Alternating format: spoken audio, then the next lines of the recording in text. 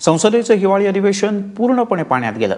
नोटबंदीच्या ऐतिहासिक निर्णयावर चर्चा करण्याऐवजी सभागृहामध्ये फक्त गोंधळ घालण्यातच खासदारांनी धन्यता मानली। अधिवेशनाच्या कामकाजासाठी 1 मिनिटाचा खर्च असतो साधारण 2.5 लाख रुपये। मात्र कोट्यावधी रुपये खर्चून सुद्धा फक्त गोंधळच करायचा असेल तर मग संसदेच्या कार्यप्रणालीमध्ये काही नवी शिस्त आणण्याची गरज आहे का, असा प्रश्न या निमित्तानं पुन्हा एकदा उपस्थित होतोय।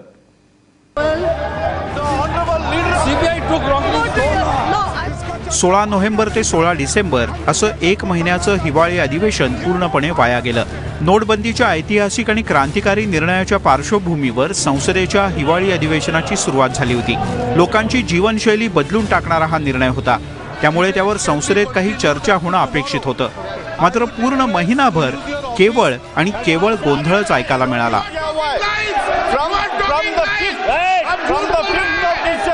संपूर्णपणे अधिवेशन वाया जाण्याचे प्रकार खरं तर याच्या आधीही घडलेले आहेत, पण मोदी सरकार सत्तेत आल्यानंतरचं हे पहिलं अधिवेशन ठरलं ज्याच्यामध्ये काहीच कामकाज होऊ शकलेलं नाहीये। नोटबंदीचा हा निर्णय ऐतिहासिक होता, त्याच्यावर संसदेत चर्चा होणं अपेक्षित होतं, मात्र सभागृहापेक्षा बाहेरच वक्तव्य करणं नेत्यांनी पसंत केलं। खुद्द पंतप्रधान असतील किंवा विरोधी पक्षनेते राहुल गांधी हे फक्त एवढंच म्हणत राहिले की संसदेत आम्हाला बोलू दिलं जात नाहीये, त्यामुळे नेमकं खरं कोण या गोंधळामध्ये जनता मात्र राहिली। या 1 महिन्याच्या अधिवेशनात एकूण 22 दिवस कामकाजाचे होते। 19 विधेयकं मंजूर होणं अपेक्षित होतं, मात्र केवळ 2च विधेयकं मंजूर झाली। त्यातलं एक आयकर दुरुस्ती विधेयक तर गोंधळातच कुठल्याही चर्चेविना उरकलं, आणि एक दिव्यांगांना हक्क मिळवून देणारं विधेयक। 1 मिनिटाला 2.5 लाख या हिशोबानं जवळपास 250 कोटी रुपये खर्च या अधिवेशनावर झाला। 1 एप्रिल 2017 पासून जीएसटीची अंमलबजावणी करण्यासाठी या अधिवेशनात जीएसटीच्या करासंदर्भातली 4 महत्त्वाची विधेयकं येणार होती, मात्र विरोधकांच्या गोंधळी पवित्र्यामुळे ती पुढे ढकलावी लागली। अनेक खासदारांना त्यांच्या मतदारसंघातले प्रश्नही मांडता आले नाहीत, कारण गोंधळ घालताना प्रश्नकाळाचं पावित्र्य सुद्धा जपलं गेलं नाही। नोटबंदीच्या निर्णयाच्या धक्क्याने काँग्रेस आणि त्यांचे मित्रपक्ष एवढे घाबरून गेलेले आहेत, भयभीत झालेले आहे की त्या भीतीपोटी त्यांनी सभागृहाचं कामकाज बंद पाडले। काम करणाऱ्या खासदारांच्या बाबतीमध्ये निश्चित हे निराशाजनक झालं। लोकसभेमध्ये कोणत्याही प्रकारचं कामकाज झाले नाही, त्याला जबाबदार सत्ताधारी आणि विरोधक हे दोन्ही आहेत। विरोधकांच्या गोंधळामुळे हे सगळं अधिवेशन वाया गेलं। देशाच्या इतिहासामध्ये बिना कामकाजाने पहिल्यांदा या पद्धतीचं हे अधिवेशन आपल्याला पाहायला मिळतं।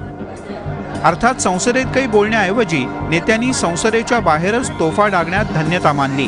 त्यामुळे पंतप्रधानांच्या सभा, राहुल गांधी यांच्या पत्रकार परिषदा हा सिलसिला चालूच होता। संसद ही गोंधळ घालण्याची जागा नाही, त्यासाठी रस्ते मोकळे आहेत, इतक्या तिखट शब्दात राष्ट्रपतींनी कान उपटले, मात्र तरीही परिणाम झाला नाही। भाजपचे ज्येष्ठ नेते लालकृष्ण अडवाणी हे देखील या प्रकरणानं उद्विग्न झाले होते।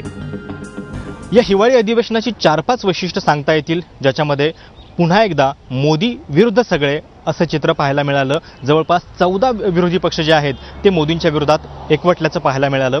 शिवाय पश्चिम बंगालच्या मुख्यमंत्री ममता बॅनर्जी यांची दिल्ली महत्त्वाकांक्षा या अधिवेशनामध्ये वारंवार पाहायला मिळाली। तिसरं म्हणजे खुद्द राष्ट्रपती प्रणव मुखर्जी आणि भाजपचे ज्येष्ठ नेते लालकृष्ण अडवाणी हे देखील सगळ्या गोंधळावरती नाराज होते।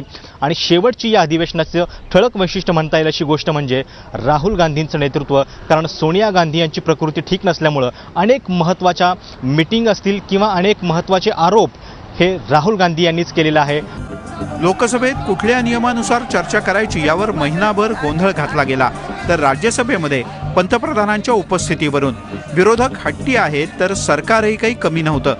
इतका क्रांतिकारी निर्णय होता, मग त्याबद्दल 2 शब्द संसदेत बोलण्याचं औदार्य मोदींनी का दाखवलं नाही, हा देखील प्रश्न इतिहासात कायम विचारला जाईल।